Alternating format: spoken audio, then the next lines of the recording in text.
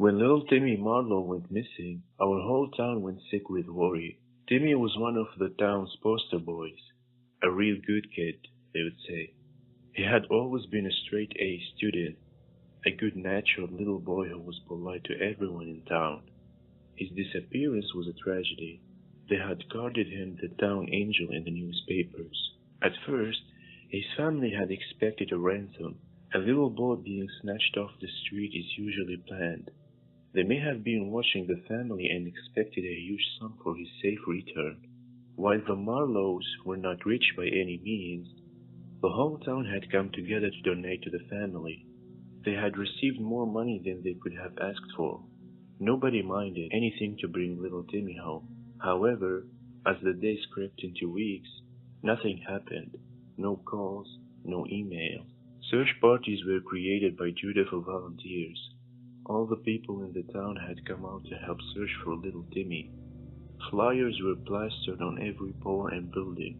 You couldn't go a block without seeing Timmy's sweet smile shining back at you. They had searched for weeks and weeks until all hope had seemed lost. The little boy had just vanished. In the end, his parents blamed themselves for what happened. They were always too busy to watch over him, working full-time jobs made for very busy schedules. That's why they had hired me to babysit for them.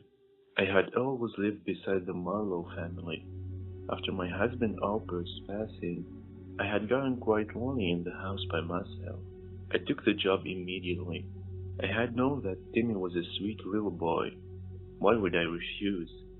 When Timmy had disappeared, I had told everyone that Timmy had never returned home that afternoon, which was true.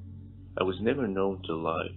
Nobody had known Timmy better than I did, which was the reason in the end I had killed him. At first, Timmy hadn't been a problem for me. He was kind and polite, especially when his parents were around. As time went by, Timmy's attitude had changed. Timmy was a monster. I was the one who had seen him when he thought no one was looking. The way he would kill the neighbors' animals and smile when they had been reported missing. I had seen him sneak rat poison into his family's drinks, never enough to kill, just to cause them to become violently ill. I never said a word to anyone. Then, Timmy took to hitting me. The bruises were never questioned. I was old after all. I bruised quite easily. Timmy took advantage of this and began to attack me more and more. He had fits and throw things. I left one night with a broken nose and had to lie that I had fallen. Elderly ladies do slip all the time. Luring him with cookies and treats hadn't been hard to do. What child could resist my baking? Timmy was dead instantly. All I had to do was come up with a plan to get rid of him. The townspeople had never suspected me. I was just innocent and sweet old Mrs. Astor after all. I even volunteered to help make meals for the dedicated people wanting to help search for the missing child. I came prepared with my famous meat pies and lemonade, smiling pleasantly from ear to ear. As the search party enjoyed my refreshments, they never realized they had ended up finding little Timmy after all.